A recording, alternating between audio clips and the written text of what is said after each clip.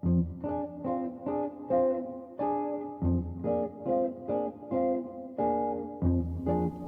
I'm Alex. And I'm Val. And this is a podcast about The Sopranos. And maybe other shows after we finish watching The Sopranos.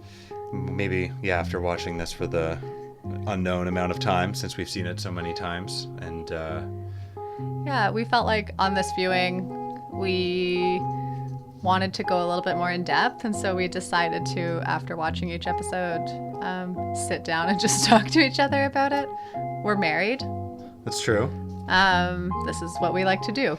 This is probably what we would have been doing if we weren't recording it, Absolutely. So we might as well. Yeah. Episode by episode, our thoughts, maybe they're based, we've done a lot of reading, so maybe we might bring up some of the theories that we've heard from other people. Yeah, hopefully some of our own too. Yeah, maybe. All right, well, we're going to talk about Sopranos. Yes. Where do you want to start? I guess we can start at the beginning. Well, yeah, that was something I was noticing in this one. I guess probably having watched this the freshest from the last time I watched it, or the most recently since I last watched it. Mm-hmm. Just thinking about it in a cycle, right? So they talk about that, like, starting where you stop or coming in at the end of something. Mm-hmm. And of course, like, we're at the beginning of it, but that's something that comes up right away in that first episode, is like coming in at the end of something. And so I was thinking about in that episode where the characters are in the end. Right. Well, it's interesting to link it to, like, where the show ends, and also how off-putting the beginning is with silence, and then with the fade to black that we inevitably get to at the end. Mm-hmm. I also like the first shot. It's so disorienting, like the way that it's shot through the legs of the statue. You're really kind of confused about the perspective, and the acting from James Gandolfini immediately. It's like he's looking at the statue and trying to figure it out. He's trying to kind of figure out what it means to him, and it clearly means something to him through the way that he's interpreting it. And then as we see through the show, the importance of his relationship to other female characters and his mother, that's obviously a bit of a puzzle for him that he needs the therapy for, and he's there working out in his various ways, is a pretty central part of the show.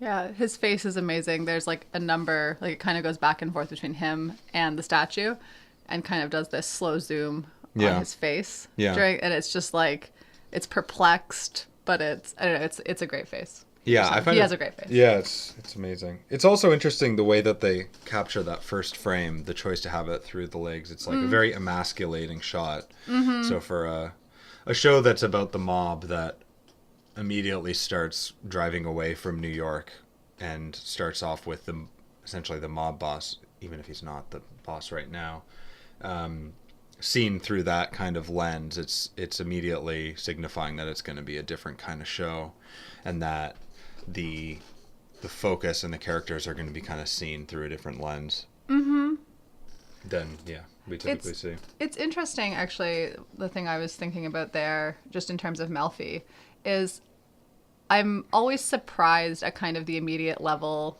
I mean, he doesn't respect her all that much in the beginning, but he treats her differently than he treats other women. And when he goes into that, like, which part of the boot are you from, hun, or whatever, like, that's kind of out of his character at that point. And even like when he gets in there, he motions to her in this way, like saying, like, which chair should I sit in? Right. Instead of kind of taking control of that scenario or that scene like we see him do in other parts. Right. I wonder if he would have had a female doctor or psychiatrist in life. It's an interest, like, just because of the way he does not show respect to women in kind of all the other contexts, and she's always kind of special to him, like, throughout the show. That's right. I was thinking about it. Well, I feel like when he has that conversation where he's asking about where she's from, it's almost more indicative of how he normally acts towards women. Exactly. Yeah, like that kind of. But then they kind of get taken out of that. It's interesting. I would need to go back and watch it, but I feel like he actually goes into that too right after she hits a kind of hard-hitting question. I think it is about the ducks, maybe? No, she brings up that he told Cusimano that he's depressed. Right. And then that's when he immediately, like, he doesn't respond to that. Right, and then he he's changes silent. his focus to Yeah. the diplomas of hers, and then Yeah. kind of goes into this Exactly. kind of... Exactly. He starts kind of taking control of the situation by diverting the attention. But even looking at the diplomas, right? Like, that's something, like, that shows her qualifications, her power, her... Right. I don't know. Well, I feel like control is such a central part of this episode in particular. I feel like, it's a really interesting relationship between all the different characters. And I feel like it actually even plays into what the ducks mean for me. Okay. I feel You like... want to talk about ducks? Well, a little bit. I feel like, for me, it was expanded a little bit by the subsequent episodes after this, and I feel like I had like a deeper understanding. And it's interesting to go back and be rewatching. But just from the first episode, for me, I think part of it is that the ducks, he kind of hits this depressive episode when they leave, and he has a lack of control over them. They come and they settle in his pool, in his area, and when they leave, it's kind of out of his control. I also think for the ducks, we see them kind of emerge from nature. There's some shots on when they come the nature out of the outside bushes. of his house. Yeah. So I feel like there's really his domain, and then there's this more kind of like universal natural world outside of it. And I think that in this episode we really see his world is really this convergence of what he does in his family life and what he does as a mobster, and it's really intertwined. Everything's kind of brought together. You have a lot of shots that are used in both of those worlds. So you have the fire at Vesuvio's, and then you have the grill, Right. And you have the fire exploding. Even the way that they'll cut to scenes, you have seeing Tony through the lens of looking through the fire of the grill. It's everything is kind of intertwined, and David Chase is so good at taking these kind of symbols and tying everything together. But I feel like in this episode, they're really looking at Tony Soprano and him feeling out of control in his life and struggling with the various complexities of his life as a mobster and also his life as a member of this family. And the birds come in from outside of that world, but they're also from Canada or something. Canada. Is what he says. Right. But he's also powerless. He doesn't have control over them when they choose to leave. So he talks to Melfi about how he's afraid of his family leaving, but it seems like it's actually something more than that. Yeah. No, and it's funny, like, for some reason I don't remember that all happens with the ducks just in that first episode. Because they are so kind of central. And I went like, I like what you're saying about the wild versus like his domain or where he has control over it.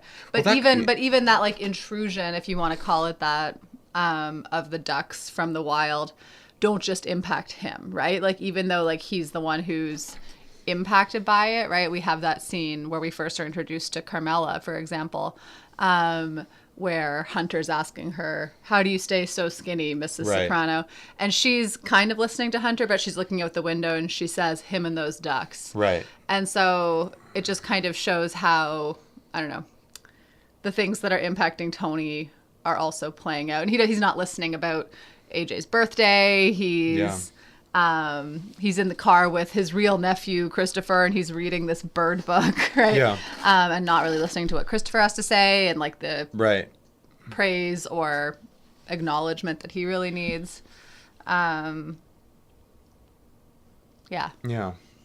And I think the nature thing too, that also gets expanded later on in the show. I mean, we have the benefit of seeing this however many times we've seen it now. But for instance, in I always mix college and university, but the one that's coming up soon, the classic College. Classic episode, College. But there's that scene there where he it seems like he's kind of being judged by nature. And the way that the with scene those is shot, trees and- it's yeah. shot through the trees, and there's really kind of it Yeah, seems they're, like there's a lot of mocking him, kind of. well, yeah, and it seems like there's a lot of intent in the way that the shots are made up, that nature is kind of like a prominent part of it, and that it's part of what we should be considering in terms of. But it's everything also being like put it's out that there. balance also here. Like, we don't on the whole in the show, we actually don't get a ton of what's natural or untouched or Right. like those moments are important because the rest of the things that we get really are garbage and bodies Right. and their mansion and the things in Right. it. So those moments where he's able to connect to something or be influenced by something that's kind of outside of that realm are also interesting. Yeah. Well, for a bunch of characters who are stating that garbage is their bread and butter, there's a Yeah. pretty stark contrast. Yeah. Yeah.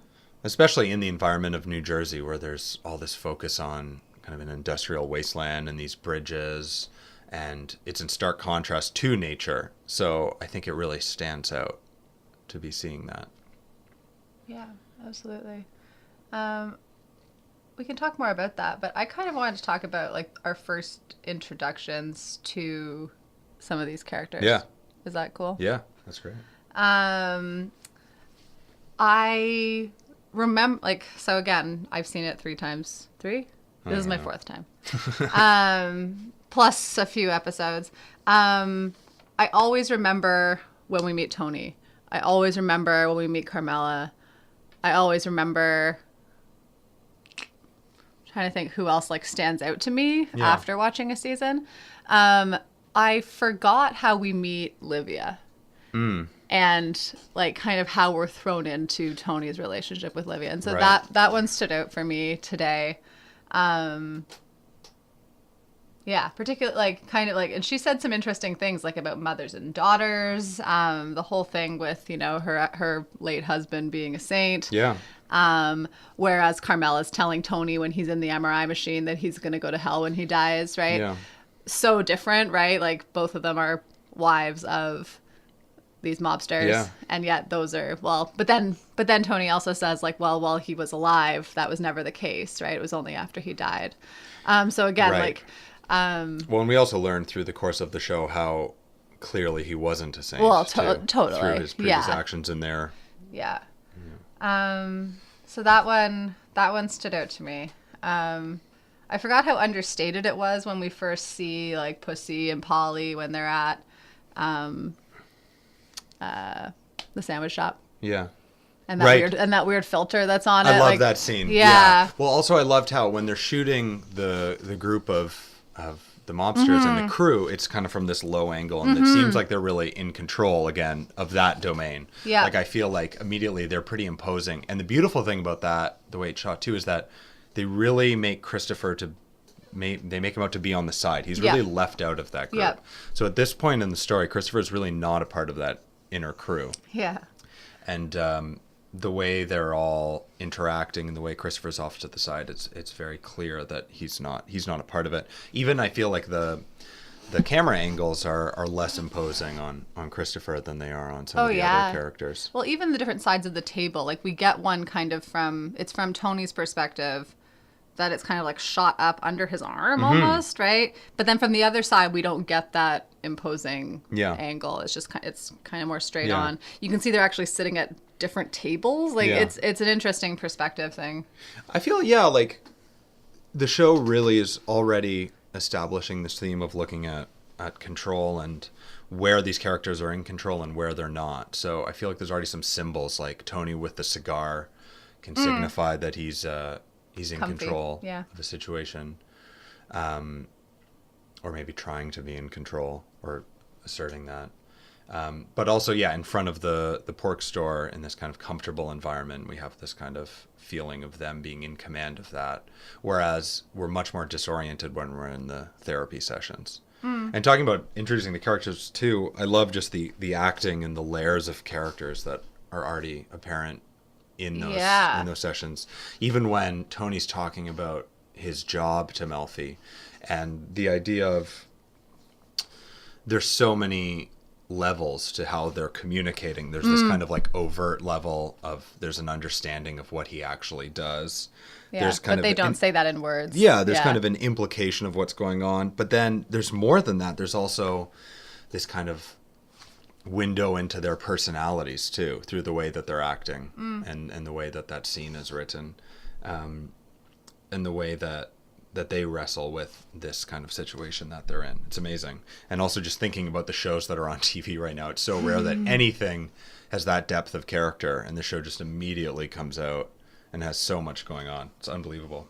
I liked I feel like one of the main themes was this idea of coming in at the end, and this idea of generations. So you have Livia and Junior's generation, and then you have Tony's generation, then you also have his kids. Well, and Christopher kind of somewhere in the middle of that. Like I don't want to cut you off, but he really signifies, like, Tony does complain a lot about the change, right? Like, he's like, the people don't have values these days, like they talk to the FBI. Yeah. Right? Like, and that's for Tony, like, a sign of not having values, which I always think is really great.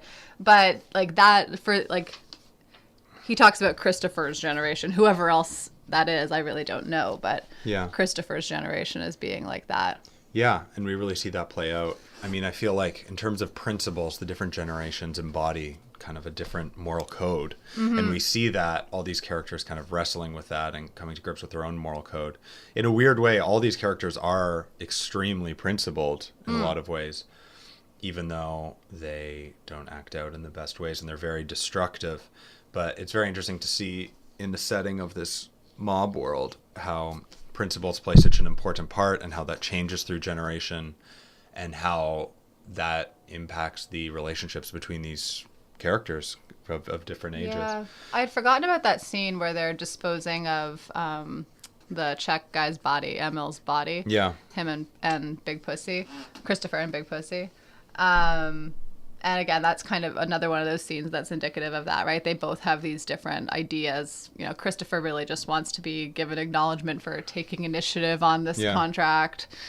But Pussy's actually, like, thinking through some of the logistics about, like, you know, do you think that's really going to work? His family seeing him here, it's better just to let them keep guessing, right? Yeah. And of course, we see that so much in the show with Christopher. Yeah. I love, too, how we kind of get a window into what generation they're from through these references, too. We have, like, Christopher not knowing who Luca Brasi was and having to be corrected by Pussy. How does he pronounce it again? It's really very funny. Incorrect. Yeah. Or also just the fact that Tony is referencing Gary Cooper. That's very telling of his age, too, and what he was exposed to, and what his values are, and what fed into his values, what kind of taught him like how to act and who to emulate. Well, and then we have, I actually, going back to Livia for a second, I think that kind of does tie into also when Tony brings her the CD player with all of her old favorites that are now on CD, right? So it's like, I don't know what the word I'm looking for is, but like taking these kind of nostalgic elements from generations past, and those are kind of what get passed down, but in a little bit of a bastardized way. Like, those recordings were never made to put on CD, they were made for records, or whatever, right? So it's but like there's these traditions and these cultural kind of icons that are passed down, but sometimes people don't even know the reference. So I saw that there too.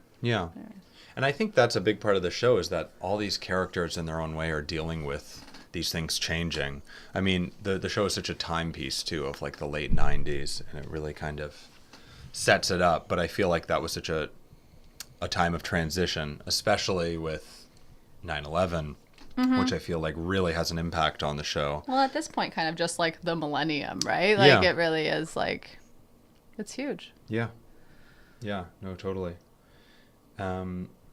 There was a few things that I really liked, actually. Oh, well, actually, on that note, the use of the kind of doo-wop song in the scene where Tony's chasing down someone. I feel like this is, when we were reading up on this, that's actually one of the scenes that David Chase said was a mistake to put in the music after. But it's interesting. I feel like the intent there is to link it to that generation. It's such a clear choice of music to come from the 1950s to kind of give that feeling. And I feel like when Tony is in that state of chasing this guy down and engaging in violence, he's so happy. And I feel like that actually is his kind of idealized idea of what that generation was about, doing, where or whatever. he comes from, and it's this kind of, it's simple for him, but that's also where he actually is happy. That actually might be where we see him being the happiest. Yeah, he's laughing. I Yeah. took note of that also. It was, yeah, it really stood out. Yeah.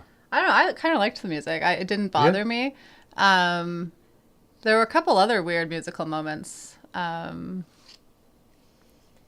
maybe stood out, like kind of, I don't know, made me feel a little more not at ease. Like there, but I can't think of them off the top of my head. Right. But that one kind of worked for me. Yeah. There were some great shots too. I feel like this show does such a great job of linking these ideas through shots and edits. So a lot of the time they'll be talking Yeah. about someone in maybe a kind of coded way, and then it'll edit straight to them, that kind of thing. But for instance, there was also that first scene where we see Tony through the lens of the legs. The first scene that we have at the Bada Bing Club, which is kind of again like this domain of Tony's, when the strippers are kind of dancing on the stage. And we also see there's him a very there. deliberate shot where the legs kind of create the same frame. Yeah. I feel like there's this complicated relationship with women for Tony that he's kind of wrestling through. Yeah. And that is kind of, yeah, imposing itself on his psyche for the whole show. That's a whole, I mean, that's really a whole thing. I mean, one of the things, it's a scene I forgot again, like, that's why I love rewatching this show. When they go to the restaurant where he's just brought Irina, I guess, and he goes with Carmela, and he's like, I have something to confess to you. And her reaction is to like ready her wine glass. We laughed at that. But she's just like so used to this. And he actually probably for the first time kind of surprised her by then telling her. And her reaction is so comical. Right. Like it's actually a really funny scene because that's actually like more surprising or like emotional to her than probably if he was like, I've been cheating on you again, right? Like you can just tell like she's heard that so many times. Right. She brings it up when he goes into the MRI as well. But yeah, the thing that's interesting to me, and maybe it's just like a personal thing, is like how he, you know, pretty much all throughout the show has quite a good relationship with Meadow. And I guess we'll talk about that like as some of those key Meadow episodes happen. Yeah. But I don't know, that it surprises me. Like she goes to him when she's having trouble with her own mom, right? Where he like is not someone who can really speak for any kind of, you know, relationship with one's mother.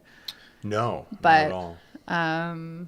But I guess that's also kind of this like domestic normalcy of their life too. You know, despite the fact that this is this kind of high adrenaline mob genre, it's this kind of typical family environment where those things kind of play out that way. Yeah. Where, Yeah. The other one too that was intriguing to me was when they go to the church. So after Meadows' volleyball game, they go to the church that was ostensibly built by her great grandfather. right. Where is that in the show for you? Or what does it mean? I think it's an important scene. I mean, Yeah. at first, Meadow is just no comprehension of what he's talking about, No. no interest, which is typical of an adolescent character. You could imagine that. But at the same time, I think it also is relating to this kind of generational divide. It's by the point of her, you know, that level of detachment from generations, the idea of coming from Italy and engaging in physical labor and building something is so far detached that it isn't really something that's of interest or can be understood at first. But it is important to Tony, and he does impart it, even though he doesn't really build anything in his life. And maybe that's why it's so important, or he comes across as so important to him. It's this idea of his ancestors coming and actually building something, because for the most part he's just destroying things. Right. And for people who are making their livelihood off garbage, literally and metaphorically, that's a appealing Yeah. idea. Yeah. And I think Meadow kind of does come around to it. She does kind of get it a little bit at the end. But it's important to them. It's important to their identity. I think it's important for them as Italian Americans to think of that lineage. Yeah. I'm gonna jump to two things, and they're kind of unrelated. One of them is the one thing I was noticing during that church scene, and as well as like there was a number of other scenes. We get our first kind of like skyward glances with the camera. So you see them when the ducks are flying away. You see them as he like looks up at the steeple of that church. Yeah. And then I know that we get those in future episodes. Yeah. Like I think in college actually we get some of those like Definitely. skyward. Yeah. Like you feel like you're Tony looking up. Right. And I want to track that. I feel like that's something that was kind of important. Well, I also think there's also, conversely, there's also shots going down, shots looking straight down, Totally. and you feel like it's a shot of judgment. Yeah. So when Tony's going into the MRI, that's a shot going straight down. Yeah. So I feel like... I just want to pay attention to those things. I don't know where I'm at on those, but... Yeah. I feel like one thing that's really set up that I was getting from watching it this time is that it establishes a sense that Tony's the narrator, in that it's really his perspective and his conflicts and his relationship to people. The relationships between others definitely exist, but I feel like he's really at the center of everything. Yeah. And I love the introduction of Tony's relationship with Junior, where he says that how much it hurt him when Junior said that he'll never be a varsity athlete, and that it was a tremendous blow to his self-esteem, because I feel like that ends up being such a key part of his character later on when you have the sequence where he goes down into the basement and meets that varsity coach, and it's huge. Constantly coming back, and I feel like the show's looking so much at how people develop and how they're raised and where they end up, and if they end up in an inevitable place or if they have any agency in creating the person that they are. But for him, that was such a pivotal blow to his confidence from that authority figure and from that family member. And that's an example of something that he could have done and he saw himself doing that was outside of this life, and it was kind of shattered. So yeah, well, it seemed like it's interesting how it's viewed, because like it would be seen by some people, and maybe like part of Tony sees it this way as like wasted potential, and maybe Junior like in some ways sees it that way. Like he's like, how many fucking hours did I spend playing catch with you? Like he kind of brings up these things he often brings up things from when Tony was a child, right? And that, I mean, holds all sorts of connotations, but it kind of is, like what would another side look like, or what would another possible outcome be like had these blows to your self-esteem not happened, had whatever not happened. Yeah. Again, that too, it's like everything is so woven together. The family life, the raising of children, and then this mob life too. He'd be taking him to Yankees games, but then he's also playing catch with him against him in a professional setting. So it's all woven together. It's hard to escape. Yeah. Two other kind of random things, but I'm sure you'll tie them in for me. When we were talking about generations earlier, when the guy Mahaffey, I think Mahaffey is what they call him, when they're on the bridge there, and he starts talking about these new generations of medications. Right. And he was talking about how now with this new generation antidepressants, they help you to control your compulsions. Right. Anyways, I just thought that was an interesting scene in terms of like new generations of all sorts of things, right? Because in the show, like we have these family dynamics that are going on within these generations, like we talked about. But then there's also these, technological advances or changing, like the job ecosystem, right? Like production and things like that go down, and the garbage industry starts to decline midway through. And the whole HMO scam thing. Right. Anyways. Well, no, and I loved that because Tony kind of has that monologue. He's talking at the beginning, and he talks about coming in near the end, and he says, what do we got? And then when he picks up the paper, when he's going down, and it shows that Medicare is going bust. And it's interesting because I feel like that also reflects Tony as a character, his lack of awareness in what he's doing and how he's contributing to moral decay. Yeah. Because he looks at this paper and at the world that he's in, and he feels like he's inherited this messed up world with no moral code, and yet he's benefiting off the destruction of the Medicare system. Yeah. He's when he's getting his MRI, for him, what's coming from that is a scheme to basically fleece that industry and make money off of the backs of others. So I feel like there's not that kind of self-awareness to realize that he's actually contributing to this moral decay. Well, I think we see that, well, or at least a hint of that part of Tony that we only see maybe for the first time in this episode. But when they're at the Bada Bing and they're like kind of coming up with this plan, right?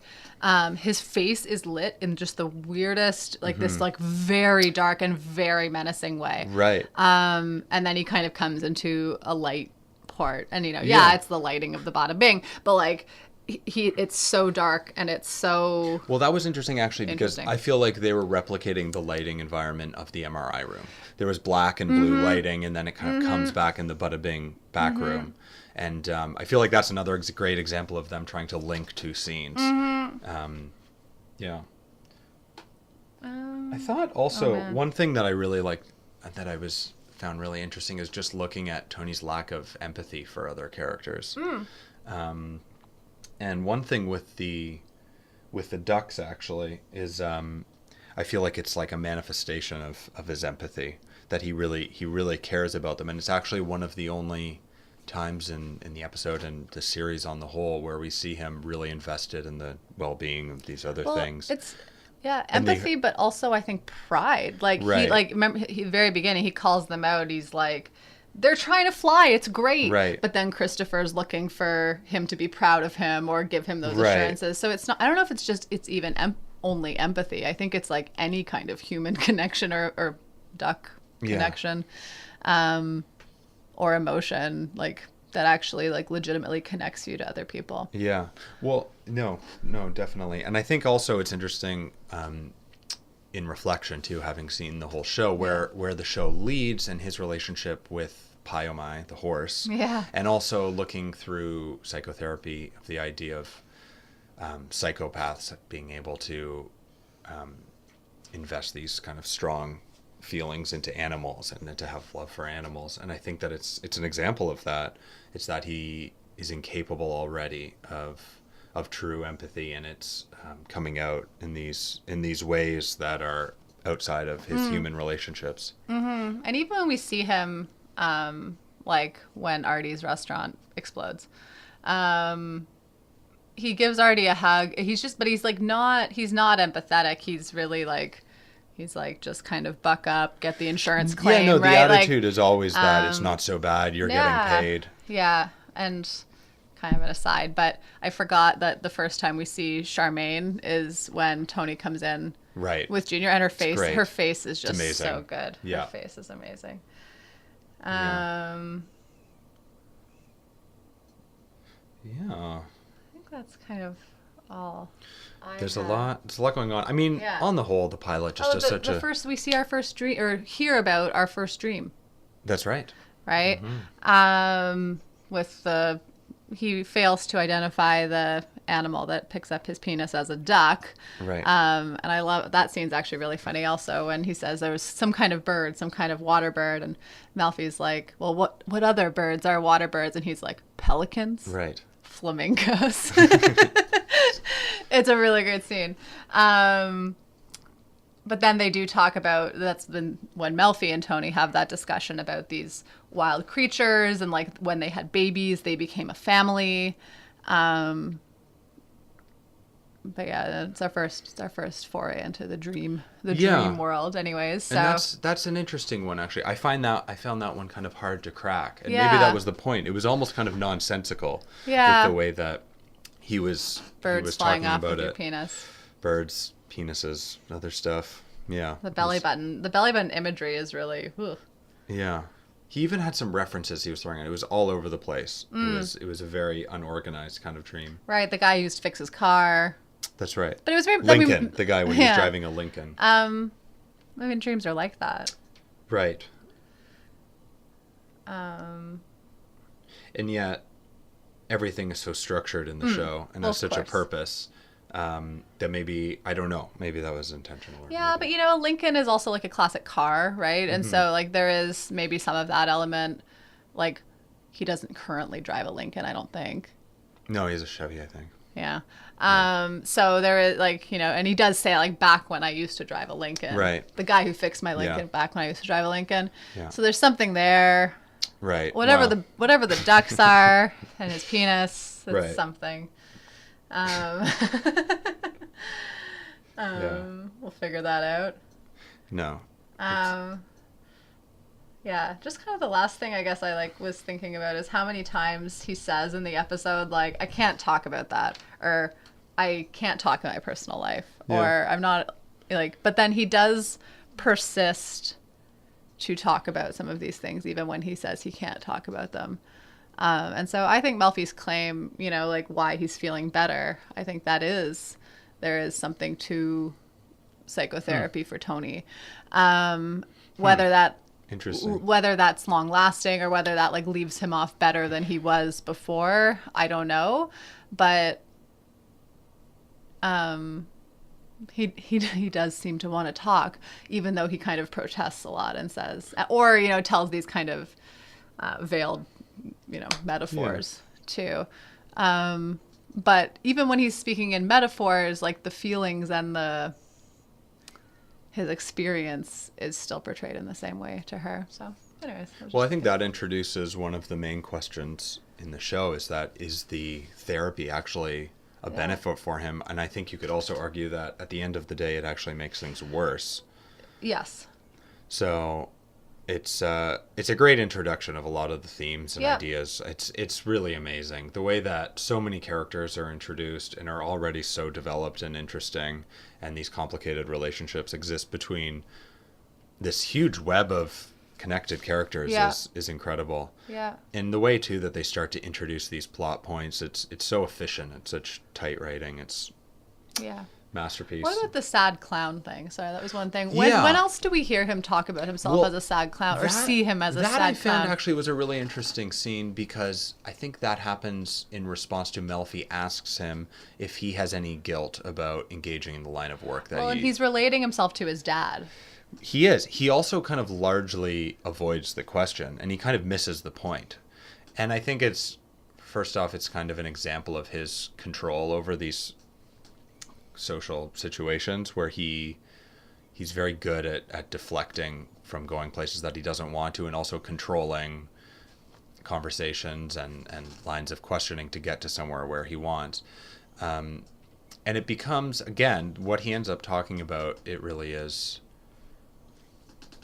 through his lens. And I mean, we're really, as a viewer, engaging with this show of his psyche kind of at the center of it. And we get this kind of interesting perspective of him as this kind of unreliable narrator, and him as this kind of flawed character who's talking about himself. But what I found interesting about that is how much he doesn't answer the question. He doesn't answer the moral cost to himself for engaging in this work. Yeah. Oh, sorry. This is random. Did you have another thought on that? No. One of the things that I just thought also was really funny that I never noticed before was when they go to the retirement home and they're having a book group on Zora Neale Thurston books, who's like a famous African-American writer. And Carmela says, "Oh, like Meadow, didn't you just finish this in school?" But you see this group of like white old people, and then obviously Meadow, like we see Meadow's school at different points, right? And so I think that kind of also introduces us to kind of these clashes of culture and things like that also. But I've forgotten about that moment. Yeah. But yeah, there's so much going on in the show. Everything has a purpose, I feel. It's amazing. Yeah. Well, looking forward to watching more, talking about it. I can't believe we're starting to watch this again. I've lost track of how many times I've seen it, so that's good. It's a good sign. Yeah, this is good. This is good. Okay. Well, see you next time. Bye.